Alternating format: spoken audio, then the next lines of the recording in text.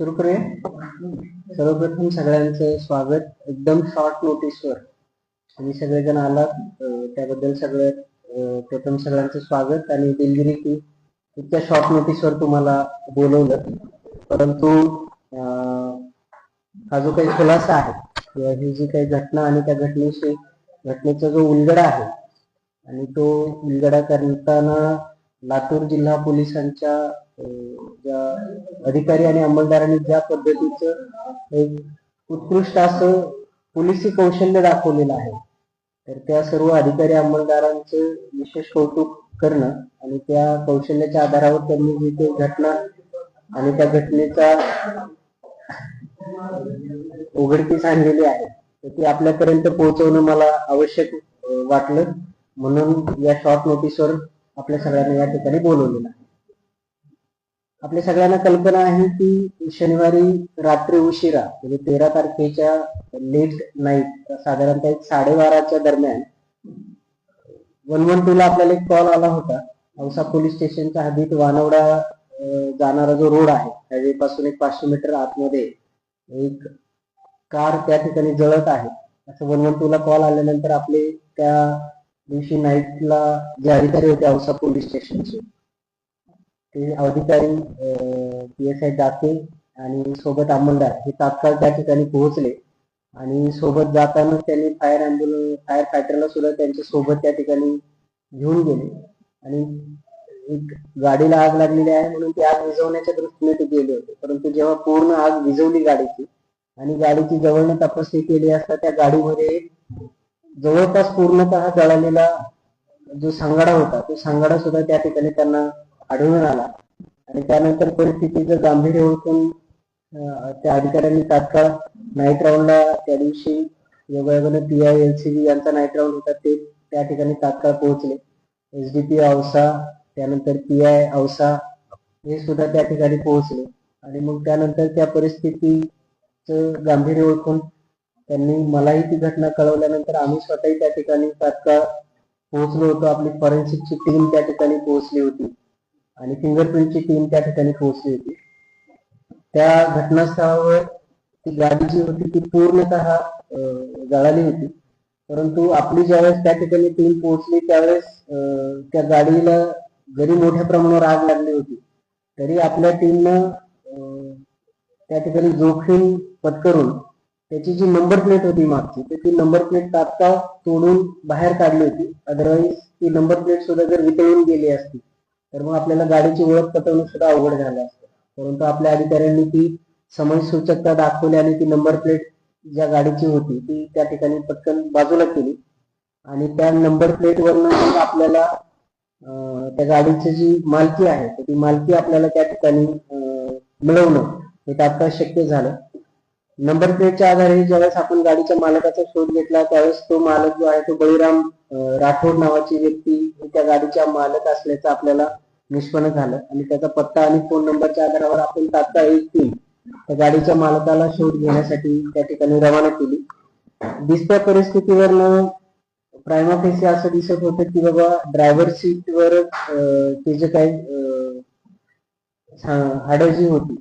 तर त्याच्या आधारावर प्रायमा फेसी असं वाटत होतं की तो जो कोणी असेल गाडीत बसलेला तर त्याचा त्या ठिकाणी ऍक्सिडेंटली गाडीला आग लागून त्या ठिकाणी त्या आगीमध्ये त्याचा मृत्यू झाला असावा किंवा जाणीवपूर्वक त्यांनी स्वतः त्या ठिकाणी आत्महत्या करण्याच्या उद्देशानं त्या ठिकाणी गाडीत बसून गाडीला पेटवून स्वतः आत्महत्या केली असावी असं प्रायमा फेसी प्रथमदर्शनी आपल्याला त्या ठिकाणी दिसत्या परिस्थितीवरनं जाणवलं होतं. आपण हे सगळं करत असताना जेव्हा गाडीच्या मालकाचं नाव आणि नंबर मिळाल्यानंतर आपण त्याच्यापर्यंत पोहोचलो. हे सगळं पहाटे जसं 12:30ला आपण पोहोचलो त्याच्यानंतर कॉल आला तेव्हापासून हा घटनाक्रम लगेचच सुरू झाला होता. पॅरलली CA ची टीम फॉरेन्सिकची टीम पुरावे त्या ठिकाणी चेक करत होतं. फिंगरप्रिंटची टीम त्याच्या आजूबाजूला शेतात जे काही एक चिकनचा पार्सल असलेला डब्बा मिळाला होता, काही ग्लास काही बॉटल्स मिळाल्या होत्या ते त्याचे फिंगरप्रिंटचे नमुने घेत होते. त्याबरोबर हे गाडीला आग कशी लागली, आग लावताना कशाचा केमिकलचा वापर किंवा पेट्रोलचा वापर झालाय का हे बघितलं जात होतं. त्याचबरोबर तो जो सांगाडा होता त्याच्या जवळपास काही इतर ओळख पटवणाऱ्या काही वस्तू मिळत आहेत हेही पाहिलं जात होतं. म्हणजे घटनास्थळावरचं इन्व्हेस्टिगेशन अनालिसिस चालू असतानाच साईड बाय साईड गाडीच्या नंबरवरनं मालकाचा शोध, मालकाला ट्रेस केल्यानंतर जेव्हा आपण बळीराम राठोड पर्यंत पोहोचलो त्यावेळेस त्यांनी सांगितलं की ही गाडी माझ्या नावावर आहे, पण ही गाडी माझा मेहुणा गणेश चव्हाण नावाची जी व्यक्ती आहे, जी औषधी राहणारी आहे, ती व्यक्ती ती वापरत आहे. तिथून पुढे परत लगेच गणेश चव्हाणचा आपण शोध घेतला आणि त्याच्या घरी ज्यावेळेस आपण पोहोचलो त्यावेळेस असं लक्षात आलं की गणेश चव्हाण जो आहे तो रात्री 10 वाजता त्याचा जो लॅपटॉप आहे तो त्या लॅपटॉप त्याच्या सहकार्याला देण्यासाठी 10 वाजता घरातून निघून गेलेला आहे आणि तो काय परत घरी आलेला नाही आणि त्याचे मोबाईल लावण्याचा प्रयत्न केला असता त्याचे मोबाईल पण बंद आहे आणि म्हणून गाडी गणेश चव्हाण वापरत होता तो घरातून निघून गेलेला आहे, त्याचे मोबाईल बंद आहे. आणि मग त्या घटनास्थळावर आपल्याला एक कडं मिळालं होतं हातात. मग ते कडं आपण त्या कुटुंबियांना दाखवलं तर ते म्हणले की एकाच कडं आहे आणि म्हणून प्रायमा फेसी आपल्याला असं वाटलं की हे जो काही स्केलेटन आहे किंवा हा जो सांगाडा आहे हा गणेश चव्हाणचाच आहे आणि त्याचाच त्या ठिकाणी मृत्यू झालेला आहे आणि मग हा मृत्यू आयदर ऍक्सिडेंटली फायर होऊन झालेला असावा किंवा त्याने त्याच्यामध्ये आत्महत्या केलेली असावी असं प्राथमिकदृष्ट्या हे झालं. परंतु आपण त्याच्या अनुषंगाने अकस्मात मृत्यू पोलीस स्टेशनला दाखल केला आणि त्याचा तपास तात्काळ सुरू केला. परंतु हे सगळं करत असताना संशय आला नाही तर ते पोलीस कसले आणि त्यामुळे लातूर पोलिसांना हेच इथून पुढे खरं कौशल्य होतं की ही परिस्थिती इतक्या सहजासहजी आम्ही ऍक्सेप्ट केली नव्हती आणि त्यामुळे मग तो जो काही संशय होता तो संशय बळावल्यानंतर मग हा गणेश चव्हाण कोण आहे, त्याचे कोणाकोणाच्या ओळखी आहेत, त्याचे कोण संबंधित आहेत किंवा त्याच्या कोणी इतर अजून काही ओळखीचे कोण आहे का, मित्र आहे का, मैत्रीण आहे का, हे सगळं शोध घेत असताना आपल्या असं लक्षात आलं की एक त्याची मैत्रीण किंवा एक स्त्री आहे की ज्याच्याबरोबर त्याची ओळख आहे आणि त्यानंतर आपण तात्काळ त्यांना सुद्धा त्या ठिकाणी चौकशीसाठी ज्यावेळेस बोलवलं आणि त्यांच्याकडे चौकशी केली तर त्या चौकशीमध्ये आपल्याला असं निष्पन्न झालं की त्या स्त्रीला किंवा त्या महिलेला त्याचं मेसेज त्या ठिकाणी येत आहे आणि मग त्यानंतर आपल्याला खात्री पटली की ही जी काही मिळालेली बॉडी आहे किंवा हा जो सांगाडा आहे आणि जर हा चॅटिंग जर चालू असेल म्हणजे जे त्याच्या नावावरचे जे दोन्ही फोन आहेत ते दोन्ही फोन बंद आहेत, इव्हन आपल्याला गाडीत एक जळालेला मोबाईल पण मिळालेला आहे, पण तरी तिसऱ्या एका नंबरवरनं की जे त्या महिलेने सांगितलं की हा नंबर पण त्याच्याकडे होता, जरी तो त्याच्या नावावर नसला तरी तो त्याच्याकडे होता, तो वापरत होता आणि त्या नंबरवरनं तुम्हाला संपर्क करायचा आणि त्या नंबरवरनं ज्यावेळेस त्याच्या तिला मेसेज येत होते त्यानंतर आपली टीम तात्काळ त्या नंबरचा शोध घेत रवाना झाली आणि तो नंबर तर आपल्याला सुरुवातीला कळालं की तो नंबर कोल्हापूरमध्ये आहे म्हणून आपली टीम तात्काळ कोल्हापूर पर्यंत पोहोचली. कोल्हापूरला पोहोचल्यानंतर कळालं की तो नंबर आता कोल्हापुरातून कोकणात पुढे गेलेला आहे, त्यामुळे आपली टीम पाठलाग करत त्याच्या मागे तिथपर्यंत गेली आणि काल रात्री साधारणतः उशिरा आपल्याला तो नंबर जिथे ऍक्टिव्हेट होता तिथं आपण ज्यावेळेस पोहोचलो त्यावेळेस आपल्याला गणेश चव्हाण आपल्या ताब्यात मिळाला आणि मग आपली खात्री झाली की जी बॉडी होती दरम्यान दिवसभरामध्ये हा सगळा तपास चालू असताना की सांगाडा त्या ठिकाणी मिळालेला असताना गाडी तो वापरत होता, सांगाडा मिळालेला आहे, त्याचा मोबाईल तिथे जळालेला अवस्थेत आहे, त्याचं कडं त्या ठिकाणी मिळालेलं आहे आणि प्राथमिकदृष्ट्या कुटुंबियांनी सुद्धा सांगितलं की मग आमचा व्यक्ती जो काही घरातला आहे गणेश चव्हाण त्याचाच त्या ठिकाणी मृत्यू झालेला आहे आणि मग त्यांनी त्या ठिकाणी ती बॉडीची लगेच त्या ठिकाणी मागणी आपल्याला केली, परंतु आपल्याला ते अंतिमतः आपलं हे प्रूव्ह झालं नव्हतं की हा जो सांगाडा आहे गणेश चव्हाणचाच आहे. त्यामुळे आपण एका अटीवर ती बॉडी जी आहे त्या कुटुंबियांना दिली होती की ही आम्ही तुम्हाला देतो परंतु तुम्ही ती जाळायची नाहीये तर तुम्ही ती दफन करू शकता या अटीवर आणि तेही तुम्ही पोलिसांच्या समक्ष पंचनामा करून कुठे दफन करत आहात ते आम्हाला पोलिसांच्या समक्ष पंचनामा त्या ठिकाणी करावा. त्याच्या आधी आपण ऑलरेडी ते डीएनए सॅम्पल साठीची जी काही बोन्स आणि ह्या सगळ्या गोष्टी ऑलरेडी घेऊन ठेवल्या होत्या, परंतु ती बॉडी त्यांनी क्लेम केल्यामुळे आपण ती बॉडी त्यांना दिली, परंतु ती आपण या अटीवर दिली होती आणि त्या आधारावरती त्यांनी हे केली होती. म्हणजे त्यांनी जो काही बनाव केला होता किंवा त्याला जे करायचं होतं ते बहुतांश त्याचं साध्य झालं होतं आणि त्या अनुषंगानं गणेश चव्हाणचाच मृत्यू झालेला आहे, मग तो आत्महत्या आहे का गणेश चव्हाणला कोणीतरी मारलेले, अशा पद्धतीचे चित्र रंगवण्याचा त्यांनी जो प्रयत्न केला होता. परंतु रात्री उशिरा जेव्हा आपल्या टीमला सिंधुदुर्ग मध्ये तो मिळाला आणि सिंधुदुर्ग मध्ये मिळाल्यानंतर आपली टीम जेव्हा त्याला घेऊन आली आणि त्याचं मग आज जेव्हा सखोल इंट्रोगेशन केलं, त्या इंट्रोगेशन मध्ये असं निष्पन्न झालं की जो काही हा गणेश चव्हाण आहे तर यांनी त्याचं मुंबईत त्यांनी जो फ्लॅट घेतलेला आहे ते इतर कारणासाठी बरेच ज्यांनी जे कर्ज काढलेलं होतं तर ते कर्जाचे हप्ते त्याला फेडणं त्या ठिकाणी शक्य होत नव्हतं. त्याचबरोबर त्यांनी स्वतःचा एक टर्म इन्शुरन्स काढला होता 1 कोटी रुपयाचा, आणि तो 1 कोटी रुपयाचा जो टर्म इन्शुरन्स होता तर याच्या अनुषंगानं आपल्याला आता ही कर्ज फेडता येत नाही किंवा आपल्याला आता हे टर्म इन्शुरन्स कसा मिळवायचा म्हणून त्याच्यात 1 महिनाभर त्याच्या डोक्यामध्ये हे विचार चालू होते की आयदर आपण आत्महत्या करावी किंवा आपण कोणाचा तरी खून करून आपणच गणेश चव्हाण मेलेला आहे असं दाखवावं आणि हे टर्म इन्शुरन्सचे पैसे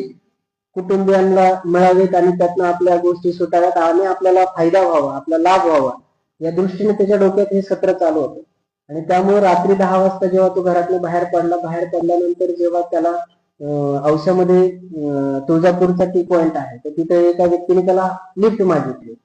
लिफ्ट मागितल्यानंतर त्यांनी ती लिफ्ट दिली आणि पोलीस औषधाच्या किल्ल्याच्या जवळ मला सोडा असं ती व्यक्ती म्हटल्यानंतर या गणेश चव्हाणी हे हेरलं की तो जो व्यक्ती आहे तर तो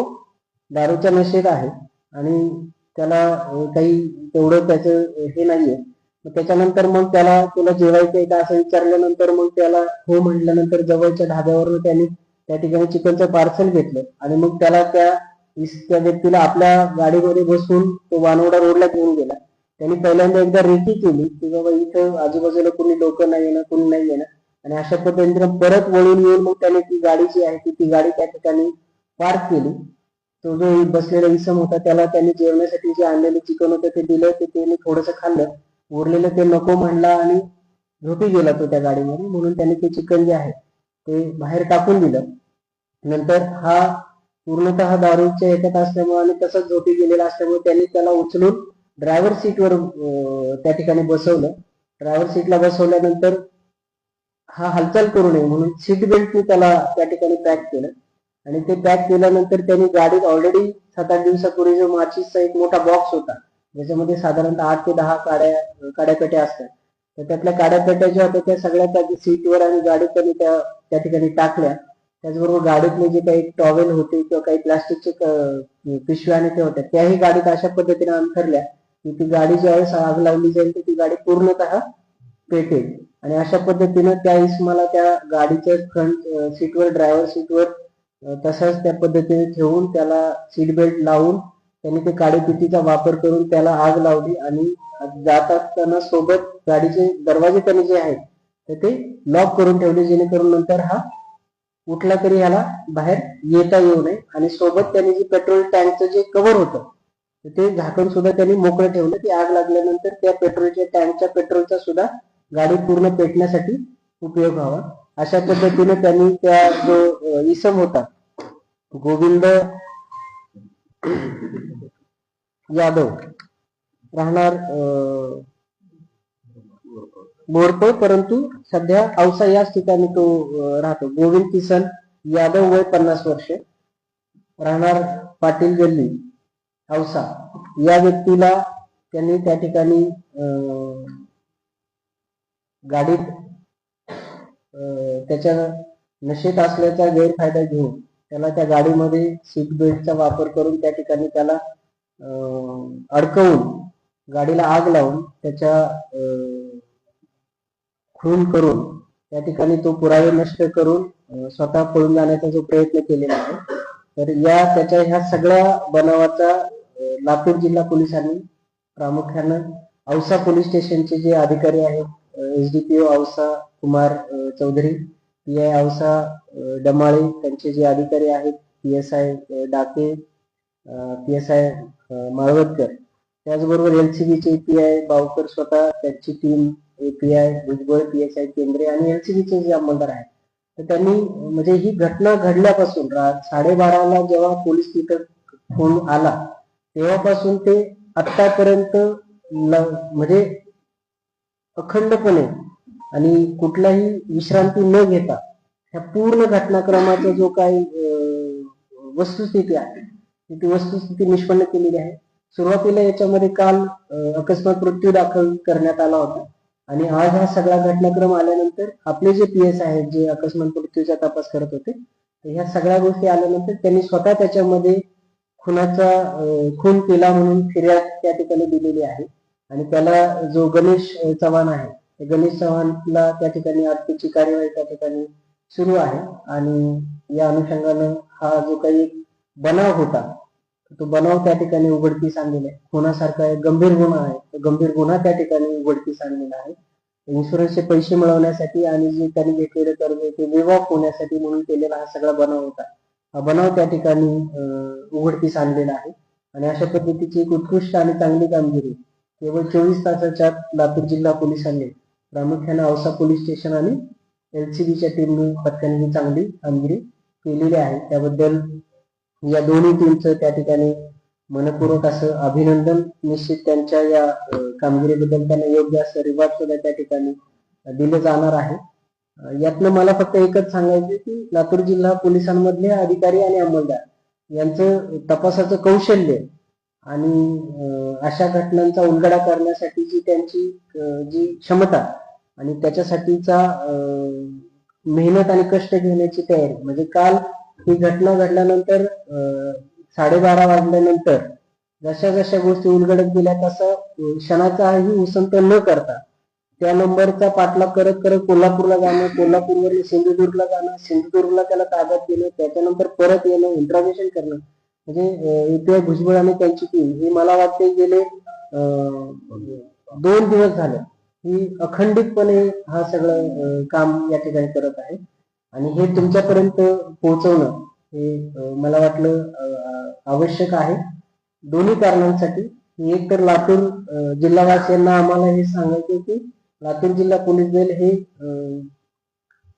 कायद्याचे जिथं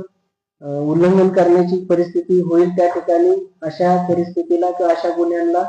त्या ठिकाणी उलगडा करण्यासाठी आणि त्याचा तपास कसून करण्यासाठी कटिबद्ध आहोत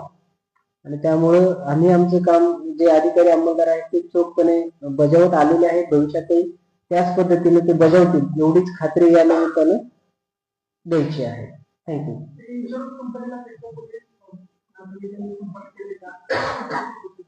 अजून काही नाही, काल तर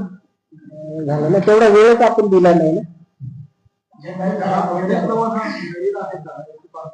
हा गणेश चव्हाण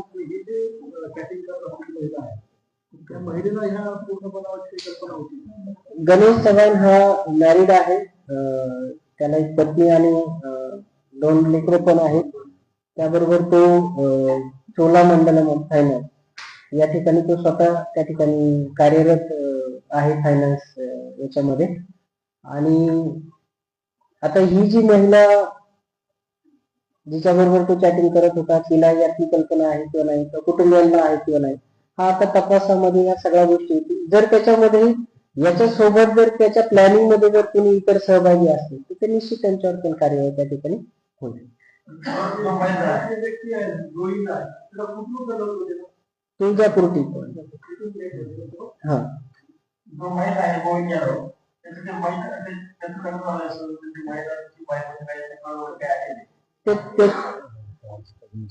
आज त्याची मिसिंग दाखल झालेली आहे. आज त्याची मिसिंग दाखल झाली. त्याचं वय 50 वर्ष आहे. त्याच्या शेती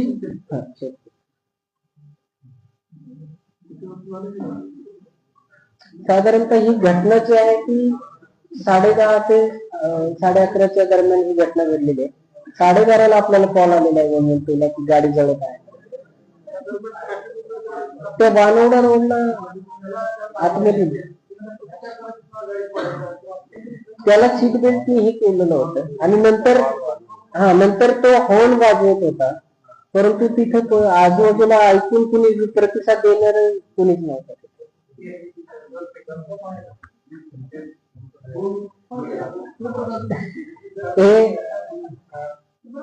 ते कन्फर्म याच्यासाठी आहे कारण जो आरोपी आपल्याला ताब्यात घेतला तर त्या आरोपीने त्याला मारण्यापूर्वी त्याच्या मोबाईल मध्ये त्याचा फोटो काढून ठेवलेला आहे गाडीत झोपलेल्या अवस्थेत.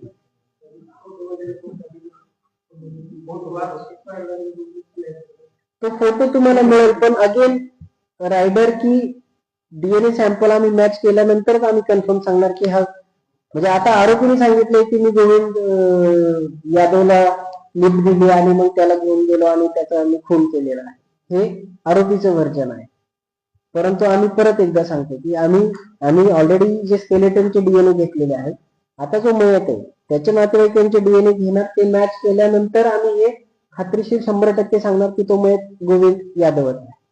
अदरवाईज आपण पोलिसांची दिशाभूल करण्यासाठी तो दुसरं गोविंद यादवचे नाव सांगू शकतो आणि मर्डर तिसरा काही करू शकतो. सो अगेन तो मिसिंगच आहे ना, तो मिसिंग नाही, आता आमच्या एफआयआर मध्येच आलेलं आहे ना, आमच्या एफआयआर मध्येच आहे, आमच्या प्रेस नोट मध्ये आहे. ते विजय दुर्ग, सिंधुदुर्ग.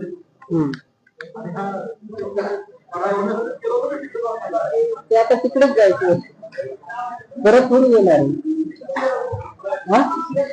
आत्ताशी आहे, काय तो उद्या होईल. ते प्रेस नोट देऊन टाका, प्रेस नोट किंवा ते ह्याला पण टाकली तरी चालेल, ग्रुपलाच टाका, ग्रुपवर टाका, कन्व्हिन्स करेक्टेड टाका.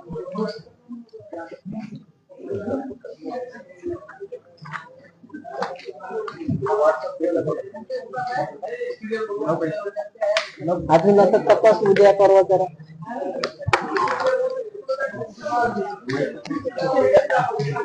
परत घेऊ आपण, परत घेऊ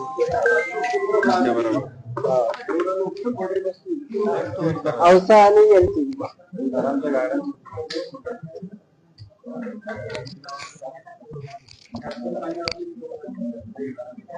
प्लेअर पण चांगले लागतात ना. हा तेच लागतं.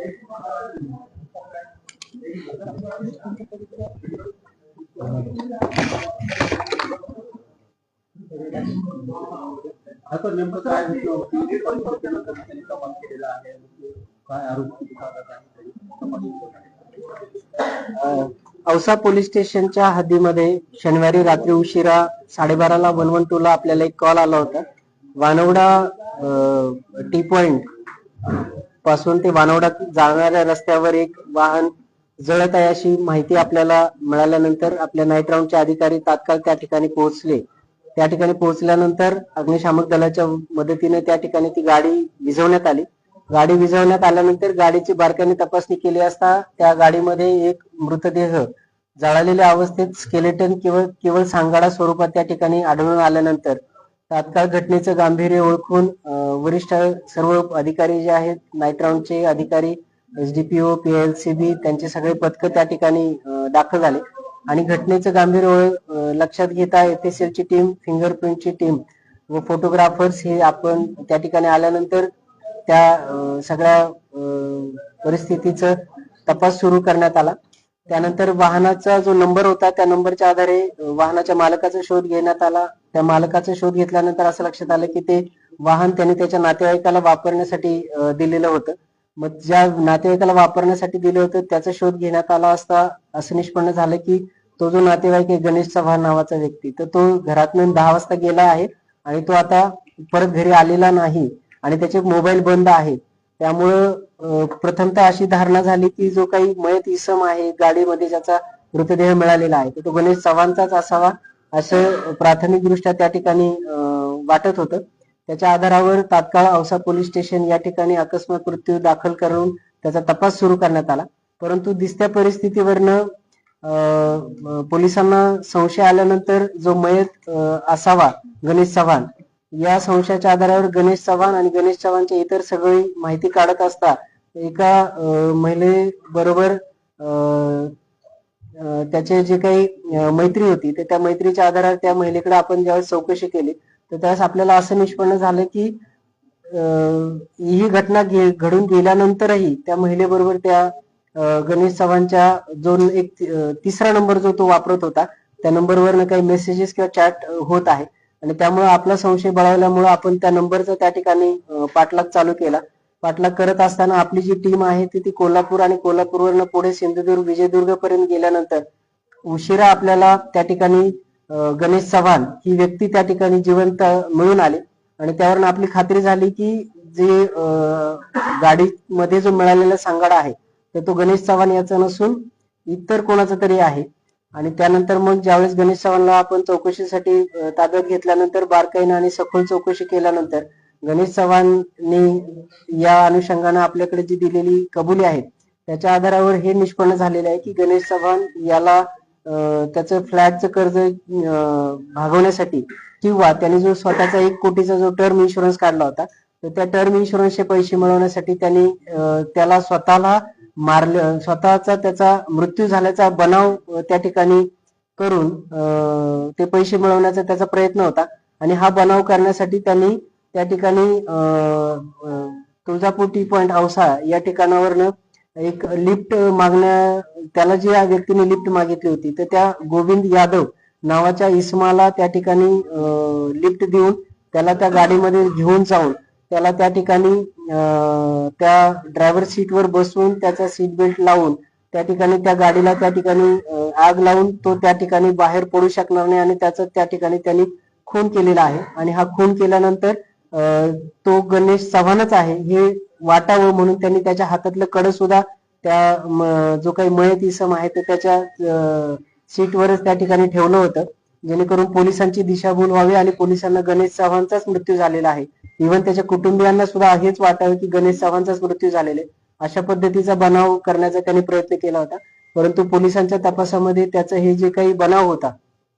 तो बनाव उघडकीस आणण्यामध्ये आणि त्यांनी जो काही केलेला हा गोविंद यादव नामक इसमाचा जो खून केलेला आहे तो खून उघडकीस आणण्यामध्ये औसा पोलिसांना आणि स्थानिक गुन्हे शाखेच्या पथकाला त्या ठिकाणी यश मिळालेलं आहे. त्या अनुषंगानं ईडीचे तपासाचे जे तपास अधिकारी होते त्यांनी स्वतः त्याच्यामध्ये या अनुषंगानं औसा पोलीस स्टेशनला गणेश चव्हाण यांनी गोविंद यादव याचा खून केला आहे याबाबत फिर्याद दाखल केलेली असून याच्यामध्ये तपास सुरू करण्यात आलेला आहे. गणेश चव्हाणला त्या ठिकाणी ताब्यात घेण्यात आलेला आहे. आता या बनाव करण्यामध्ये किंवा हा कट करण्यामध्ये गणेश चव्हाणला इतर काही कोणी साथ दिली आहे का या अनुषंगानं तपासामध्ये पुढील ज्या काही सर्व बाबी आहेत त्या निष्पन्न होतील. त्याचबरोबर हा जो मयत इसम आहे हा गोविंद यादवच आहे या अनुषंगानं सुद्धा जो तपास आहे तो तपास सुद्धा पुढे केला जाईल आणि डीएनए सॅम्पलिंगच्या आधारे सर्व पुरावे त्या ठिकाणी प्राप्त केले जातील. सदरची जी घटना आहे किंवा गणेश चव्हाणने जो केलेला बनाव आहे तर हा बनाव लातूर पोलिसांनी 24 तासाच्या आत त्यामध्ये उघडकीस आणलेला आहे आणि एक गंभीर स्वरूपाचा असा जो गुन्हा आहे तर तो गुन्हा त्या ठिकाणी उघडकीस आणून आरोपीला ताब्यात घेण्यामध्ये सुद्धा पोलिसांना त्या ठिकाणी यश आलेलं आहे. डेड बॉडी सर देण्यात येईल कधी यादवच्या कुटुंबांना? ती ऑलरेडी डेड बॉडी जी आहे तर ती गणेश चव्हाणच्या कुटुंबियांनी त्या ठिकाणी घेऊन पुरलेली आहे. तर त्यामुळे जर आता यादवच्या कुटुंबियांनी तर ती मागितली तर ती दिली जाईल पण पुन्हा तेच जोपर्यंत डीएनए सॅम्पलिंग होऊन ते कन्फर्म होत नाही तोपर्यंत आता ती त्याच्यावर पुढचं काही केलं जाणार. मैत्रीण करायचं